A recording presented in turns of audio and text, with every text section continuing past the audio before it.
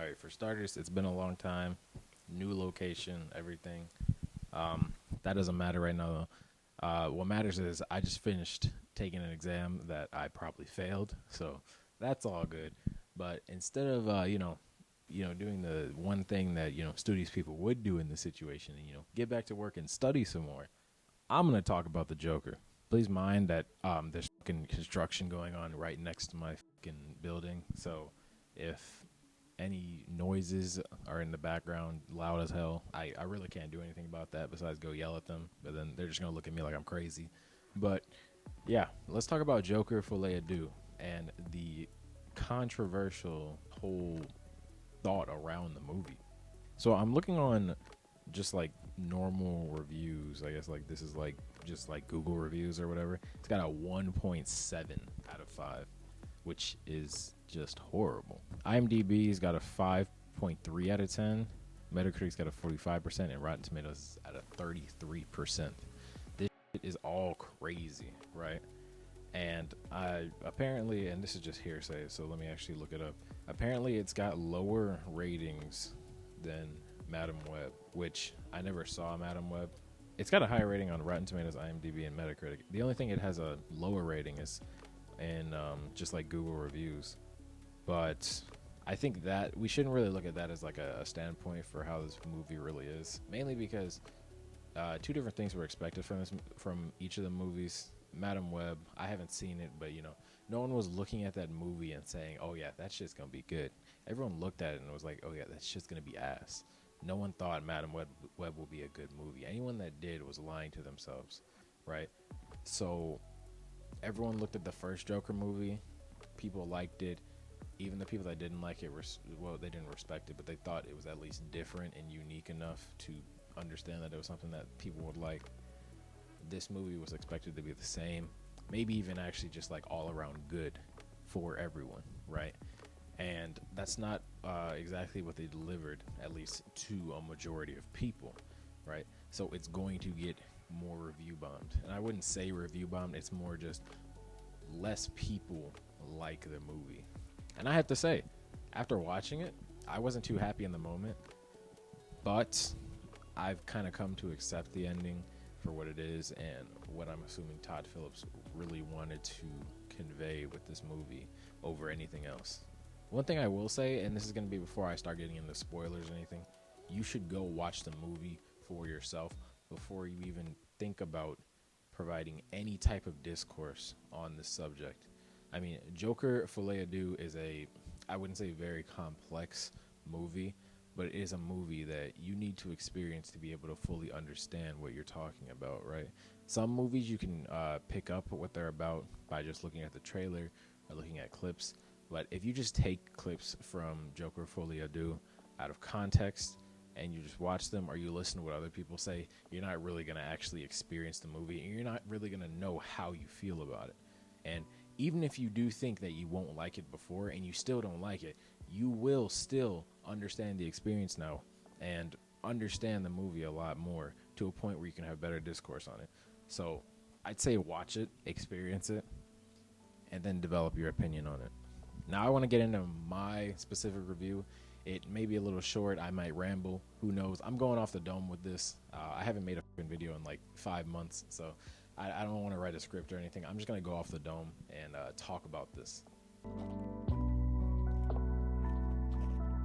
So I came into this movie watching the trailer and saying, okay, this looks kind of fire. And I came into the movie expecting it to have a completely different direction. And I'm sure everyone did because that's what the trailer told us, right? It told us that we were going to go into a movie where the Joker was in an asylum. He meets Harley Quinn. And then they devise some type of plot to get out and, not necessarily rule over Gotham, but gain their own type of power in the city, right? That's what it kind of felt like the movie was going to be about before the movie actually dropped. But I mean, we should have thought about the first movie and how grounded that was, and we should have taken that same approach to this movie, because this movie follows in the same sense, and it even though you're sitting there throughout the movie expecting for some big thing to happen later on, Todd Phillips reminds you towards the end that this shit is realistic. This shit is not realistic, but this is not some fantasy comic book movie like you want. I'm just simply using comic book characters to spread this message. And I mean, that's what he was doing in the first movie as well. We should have expected the same here. If he was to just follow the format that he was kind of leading on to in the trailer, there wouldn't really be any message. It would more just be like a good movie, right? But he really wanted to, push a message here, and I respect him for it, honestly. The message is kind of depressing, and I think it could have been done in a much better way. But I do respect the message that he was trying to push with this movie. But man, was that ending depressing. I was sitting in the theater. As soon as Arthur Fleck was like, there is no Joker, it was just me, and I kind of just want to restart my life. I was like, oh man, this shit's going to go bad fast. And it did. He basically lost everything. He lost Harley Quinn. He lost all his fans, with the occasional fans being delusional enough to believe that he still can be their kind of like leader in some sort, and he just wants to get away from it all. He seems to have gotten too in over his head. In the end, that ends up with him dead, which that scene in particular is really interesting to me, because I wish I could rewatch that final scene again, because I want to think about whether or not all of that had just happened, from him meeting Harley Quinn to the whole trial, to him confessing that there is no Joker, to him escaping through that bomb, whoever planted that car bomb, and then to him on the steps with Harley. Like, what if all of that was actually fake, and that was just all in his mind, and someone comes to visit him? Like, we're back where he's just sitting in the I don't know what that place is called, like the chilling area. I don't fucking know. He's sitting in that place, and he gets a visitor, and he just gets stabbed straight up. None of that even happened. What really happened was he was just sitting there watching the Looney Tunes, and he got a visitor, and then some other dude stabs him. All right. I'd like to look at that scene some more, because who knows? I don't know if that's what happened. A lot of people seem to assume that all of that before that happened actually happened, but I like to think about how the first movie also tried to subvert what was actually real and what was fake. And I'd like to think that this movie was doing the same as well, just on a much more subtle turn. One thing that I really kind of do have an issue with, though, is that throughout the movie, at least for me, I was just sitting around thinking to myself, all right, when is he going to actually be Joker? When is Harley Quinn going to actually be Harley Quinn? And when are they going to cause some chaos? When are they going to cause some madness, as the title suggests, right?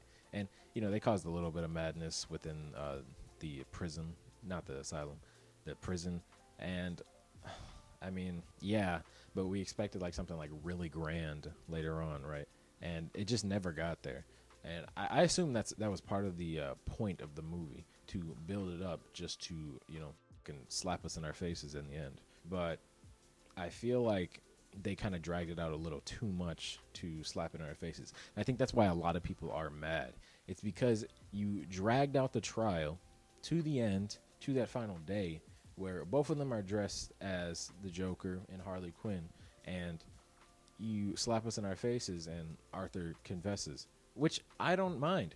But I think that the fact that like most of the movie was spent in this trial, and this trial was kind of hyped up to be the place where everything big was going to happen, just for that to happen, was kind of like you felt like you wasted your time watching this movie. And there's a lot to unpack here, so I just want to cover two more things before I start looking into some of these reviews that I just want to, like, I guess, respond to. Not like I'm trying to call anyone out, but just because, these are some of the things that people are thinking about this movie. So, number one, I want to talk about, like, the whole fandom behind the Joker persona. I think it's really interesting how a large majority of Gotham was so happy to get behind him. And naturally it's Gotham, right? So Gotham always likes to be depicted as a place where a lot of the citizens are not happy with the people in charge, and they're big on the rage against the machine type stuff. So that makes sense, and I mean, I can understand that being the perspective, but a lot of how they act during this movie, including the people in the prison, they just seem too much on the Joker's side. Like he can do no wrong, right? And it feels a little unrealistic at times, especially since in the end he just fucking falters, right? So it's almost like that was weird. You feel like that was so weird of them to act that way, and that's how I was thinking since the start. I was like, why are they so 10 toes down for this guy? I mean, he killed a few dudes, and apparently, that was justice served. But why are you guys so fucking ride or die for him? I don't understand that. Another thing I want to talk about, and I actually read this in a like a discussion about Joker Folie do, the topic on mental health and the split personalities that was trying to be conveyed in this movie. It was really weird how they almost kind of implied that Arthur had another personality in the first movie and this movie, but then in the end, it just turns out, he doesn't have another personality. I think they really should have tapped into that. And they even, the crazy thing is, they even alluded to that at the start of the movie. I forgot about this. The first scene of the movie is a cartoon of Arthur Fleck dressed as the Joker in Joker clothes and all, and then his shadow. They're walking into like their dressing room, and they're preparing for like a show. The shadow basically takes over Arthur's body, right? Like Arthur's shadow takes over his body, wears the Joker shit, goes out and performs the show. I think he even shoots a few people, right? And then Arthur comes back into the screen and like takes back over his body, but he's in trouble. The police come and arrest him because he just shot two people, right? That was the starting illusion. And it was like, why would you give us the impression that was what you were going for, if in the end you were just going to take that away from us and say that, it was all Arthur Fleck's doing. He just thought he could be something more than he could actually be. That's really weird to me. It's not enough for me to be so angry at the film, but I can understand why people will be really mad about that as well, because that was what they were implying at the start of the film and what the focus of the trial was, mainly. Arthur's defense attorney was trying to get an insanity plea by saying that the Joker was another personality in Arthur's mind, right? And Harley Quinn, of course, and his fans were against that, saying that Arthur knew what he was doing, saying that, he just wanted to fight against the machine and all this. And it seemed from like most angles that was what was happening. Arthur had a split personality and the Joker was another persona. But in the end, Arthur just like gives up. Like I don't understand. Now, I'm not an expert on mental health at all, so I don't know exactly how split personalities are usually developed, but in most narratives, they are developed through past mental trauma, right? And Arthur has that. He went through not only physical but also sexual abuse from his mother, and it's also implied that he killed his mother due to this, right? And that's like a perfect lead up for why he would have a split personality, aka the Joker. Something that was buried deep in his mind until he got older and the world started fucking with him again. I don't understand why he didn't want to take that and run with it. Even if he wanted to spread this message, he could have still integrated this second personality into the movie and had Arthur regretting what he had done. Because there's no reason not to have Arthur regret all his past actions and not still have that Joker personality. The Joker personality would more be like his conflicting interests. He could be the one pushing him forward towards his fans, towards Harley, towards all the toxicness in his life, and then Arthur's fighting to get away from it. I think he really should have played into that. I don't know why at the end we just fucking give up on the split personality. It was a perfect setup for that, and we just ignored it. Now, Bouncing off of the split personality, I just want to talk about one last thing that is probably one of the craziest things that people talk about, but don't go listening to what people say about it online. More so, go watch the movie and develop your own thoughts on how this takes place. But according to people online, the Joker personality was R-worded out of Arthur Fleck.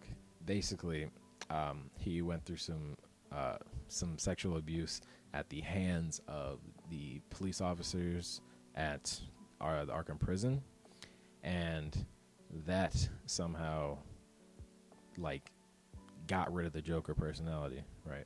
That's not true. So the whole thing behind this movie, or behind the Joker personality, that I think was always there and should have stayed there no matter what. There were multiple times, especially towards like the end of the trial, where Arthur seemed to break from this persona that was the Joker. So let's think about when his friend, who I forgot his name. Hold on, let me find his name real quick. Gary Puddles. So there was a time, like Gary Puddles, the short guy from the first movie, who he actually ended up letting live after murdering one of their other coworkers. He took the stand and talked about that day when Arthur stabbed their coworker. And at the end of the trial, Gary Puddles had spilt his heart out, basically about how traumatic that event was for him, and how Arthur was like the only person that was nice to him at their job, and how after seeing that, he had basically been unable to sleep. He was scared all the time, and how Arthur had really fucked him up, honestly. And that was one of the moments where you could kind of see Arthur was at least having a bit of sympathy for Gary and what he had put him through, right? And that's not really akin with his Joker personality. So at that point, it kind of felt like Arthur was creeping through the Joker face. Then later on, I don't know, I think it was actually later that night, after Joker has his final statements, shit-talking the cops at the Arkham prison, shit-talking anyone in power, really. The police officers, they were really pissed. I mean, I wouldn't get mad at that, me personally, but they get really mad, and they drag him into a bathroom. They torture him. They take his pants off, and we don't see anything. Thankfully, we don't see anything, but it's assumed that he was assaulted in some way. Not the best thing, but he was assaulted in some way, which probably created more trauma for him.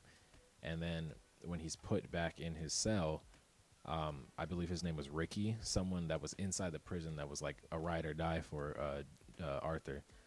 He starts singing this song that they sing throughout the movie. I think it's called like "The Saints Are Coming," which is, they were basically saying that a revolution is happening soon, right? That's what every single fan of the Joker was all about, a revolution, basically changing how Gotham is run, right? And Ricky, no matter what, wouldn't stop singing that in the cell after seeing Arthur being drugged back to his cell. And because of this, the cops were still so damn mad that they strangled Ricky to death right in the hallway in between the cells. And Arthur heard it all. And I think that must have been like the breaking point for him. And I wouldn't like all three of those things, and there's probably some other things that I can't remember off the top of my head, that were kind of building up for Arthur kind of breaking free from this Joker personality. I don't want to say that it necessarily got rid of the personality, but it allowed him to gain more control. That's at least how I think it should have went. That is what happened. It's not as simple as him just being assaulted into the Joker personality leaving, as some people are saying. I think that was just a part of it. I wouldn't say there's too much to say about Harley Quinn.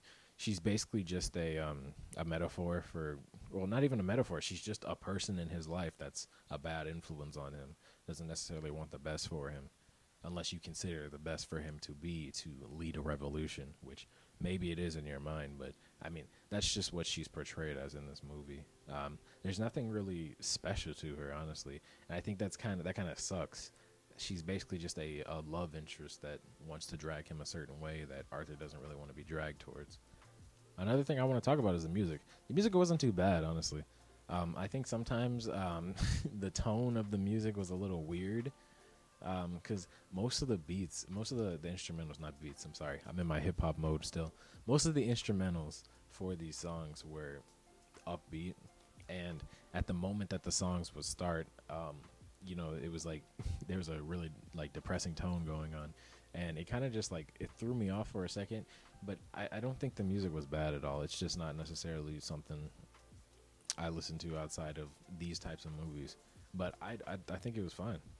The visuals are also something I think was really nice, and I think it's one of the points that holds this movie together because there is a lot of fucking visual imagery going on and a lot of visual symbolism in this movie. And there's like points where we go inside Arthur's mind and he's like making a dream, or he's like dreaming up what a life with him and Harley could be. And I think those points are honestly the best parts of the movie. It's just his thoughts on what he thinks he could be with Harley in the future, and I really love it. But yeah, let's get into some of these reviews. I'm probably just going to read like a few of them. I don't plan on making this video too long. But I just want to read some of the positive and negative reviews. See what other people are talking about. This first one, they gave Joker a 4-star. Oh God, this shit is long. Yo, oh my God. Yo, hold on. Look at this. That's too long. I'm not reading that. I'm choosing another one. Oh my God. Why is everyone writing essays? Everyone cares that much about this movie. Holy shit. Everyone's writing fucking essays. I've never chosen to write like this in my life. What? Okay. We got a solid one, all right? It's 4 stars. They wrote like 4 paragraphs. That's not a lot, all right? They're writing like 10 paragraphs per review. I don't understand.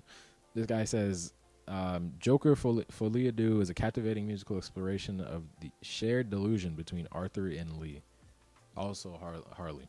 They call her Lee throughout the movie, but her full name is Harleen Quinzel. So this guy talks about how the title Folie Deux refers to a shared delusional disorder, perfectly capturing the intricate relationship between Arthur and Lee.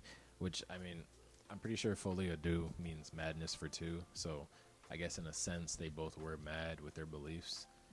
Harley believing that a revolution within Gotham could actually be started, and then Arthur believing that Harley was truly someone that he could love. Obviously, it's delusion for both of them, and Arthur's lawyer, was actually saying this, that Harley only really cares about the Joker and not Arthur. So, yeah, that's fair. I don't know if most people really picked that up throughout the movie. I know I didn't. Reading this, it actually does make sense, but most people weren't looking for that in this movie. He talks about the cinematography and the music interludes, basically what I was talking about with the dreams. Each musical interlude comes with a song, and I think these interludes are really nice, like I said, and the visuals are amazing. So if you watch this movie for anything, watch it for the visuals. So this guy really thinks that the actors put on good performances, which I also tend to agree. The music is good and the visuals are great. That seems to be what he was looking for, and I agree. I think the music and the visuals are the strong points. The story was, good, but it could have been better, and I'm sure it definitely pissed people off for sure. We got another 5-star. Oh my God. Let me get a bad review that doesn't write 8 million fucking paragraphs. Every bad review has 1 million paragraphs. I don't know what I'm doing. Okay, I've got 1-star that I'm just gonna like pick points from. He said it was not only extremely unentertaining, which I can understand because it is pretty slow moving. He calls it disorienting, confusing, and very depressing. I agree with the depressing part. That movie, that ending was kind of depressing. But he also talks about, he says, before watching the movie, I was told it was a musical. When I think of a musical, I imagine a story committed to being told through song and music. This movie, however, was neither a musical nor anything else it was advertised to be. I mean, it was a musical. It had points in the story where there'd just be songs that necessarily didn't tell the story, but it conveyed the emotions and feelings of the people in the movie. that's what the songs were used for in this movie. It's I don't I don't know. I mean, not every musical has to be exactly the same, but so he goes on to say the musical parts, which I had assumed would bring levity and add a higher dimension of storytelling, were instead used as a symbolic mechanism to portray the depth and darkness of the shared psychological delusion between Joker and Harley Quinn. And I mean, yeah, I'm pretty sure that's exactly what Todd Phillips wants, or he wanted, and he did it, right? And I think that's the problem with a lot of the people who didn't like the movie is that they expected something specific from this movie, and I think the trailer also leaned into that. I only watched the first trailer, like the teaser trailer. I never watched the other trailers, so I don't. I only saw like the little like 5 second YouTube ads that the trailers would have. But from those 5 second ads, I assumed that the trailer was giving off in that the movie was different from what it was. And yeah, that sucks. But I don't think the movie is necessarily bad because Todd Phillips used the music for a different purpose than what apparently is used in most musicals. I don't watch musicals, so I don't know how musicals are usually use their songs to end the story. This guy's talking about how the storytelling could have been cohesive, but it was disrupted by the musical numbers. I don't think the musical numbers really disrupted the story at all. I think this guy specifically, he's like kind of like, or this is a girl. I'm sorry, girl. Um, this girl specifically was, I guess, expecting something different out of the songs that were used, and it's kind of like her main problem, which is fine. I mean, it's not like you can't just dislike a movie. Um, but I mean, I feel like a musical shouldn't be limited to just using songs to tell a story. But that's just my opinion. I'm not a musical watcher, so maybe I shouldn't even have a say on this. She says the non-musical portions primarily consisted of Arthur Fleck staring vacantly into space while smoking a cigarette, looking like he wanted to die on the spot, Arthur getting bullied by the prison guards, Arthur's lawyer trying to empathize with him and craft a narrative around his fake split personality disorder, which I don't think was fake. I think just bad writing kind of caved in at the end, honestly. Wait, what is this? What is this review? Okay, now she's talking about. I didn't even bring this up. There was a sex scene in the movie. It wasn't really anything crazy. It was. I guess if you like, you take like softcore porn, but tell the girl to put a shirt on. That's what it was, right? No, not even. It was like in a dimly lit cell, right? You couldn't see anything. There was basically just the movements of art of Joaquin Phoenix and Lady Gaga. So it wasn't really anything. It was basically just like implied in the moment. It was more tame than the Eternal sex scene. Y'all remember that? God, that was crazy, right? Anyways, it was more tame than the Eternal sex scene. But she says, honestly, I know we are all adults in that theater, but it made me feel so uncomfortable watching such bad porn in an audience setting that I am currently considering only watching PG or G rated movies in a movie theater from now on. I don't know what she expected from this movie. She wanted penetration? I don't know. And then she's also talking about how the scene made her feel dirty, not in a sexy way either. The prison room looked filthy. I mean, that's the whole point. Like, I think I'm gonna stop reading her review, but I think the whole point around this movie was not to make you feel good in any way. You're supposed to feel depressed. You were supposed to feel dirty in a bad way. You weren't supposed to feel great coming out of this movie. And that's honestly what I was worried about when I went into the movie. I was like, how is this movie going to make me feel afterwards? And I guess since I expected a depressing story and a overall just really dark tone, it didn't hit me as much. But I think a lot of people came into this movie expecting something more grand and cinematic. So when Todd Phillips hit us with this movie, it was more, it hit people a lot more and it pissed them off more because that's not what they expected.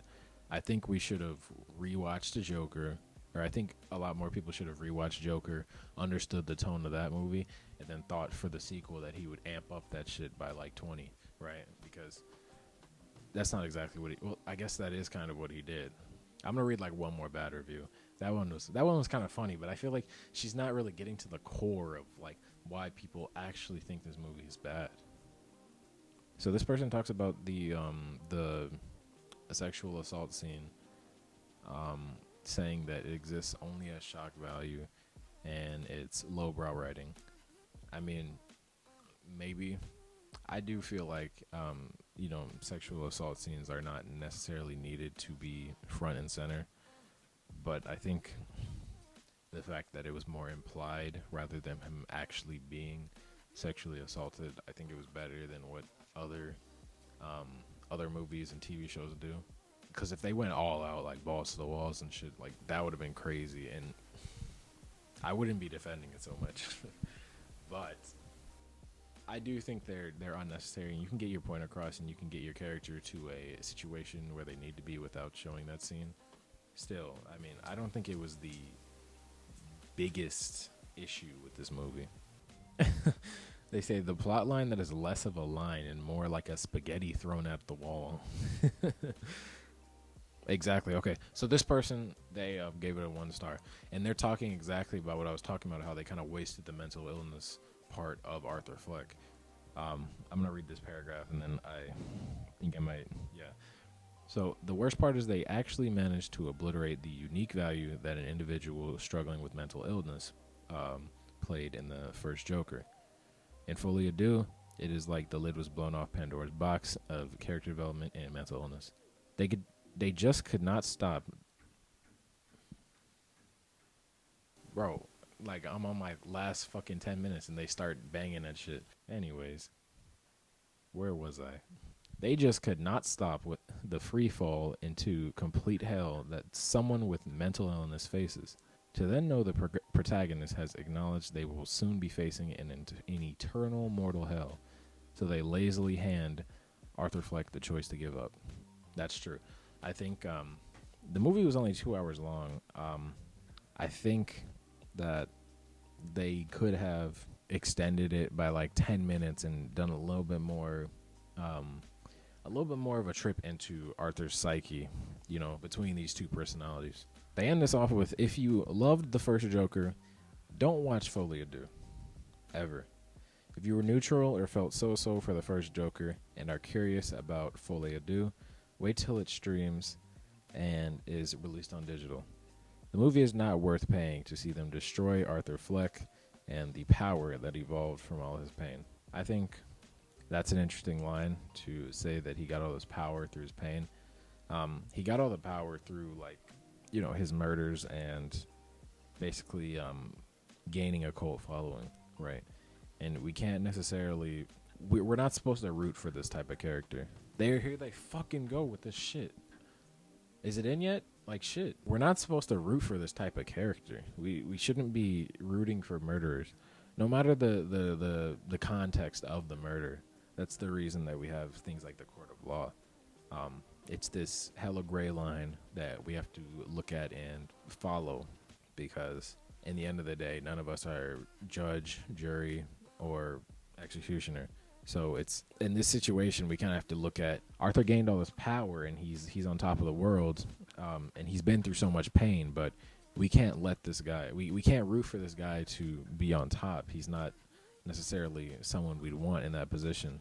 And of course, I mean, this is a fucking movie, so it doesn't matter what actually happens in it. But if we want to actually get immersed in this movie, we have to think how we'd think if we were in this world for real, right? And if I was in this world, obviously I don't know too much about the Gotham in this world, but I don't know if I'd want a murderer that murdered, 5 people? I don't know if I'd want him free or in any type of power. I wouldn't be rooting for him. I know that. While this movie could have done a much better job handling Arthur Fleck and not putting him in such a depressing state, and then just killing him, I think that we can't necessarily root for him 100%.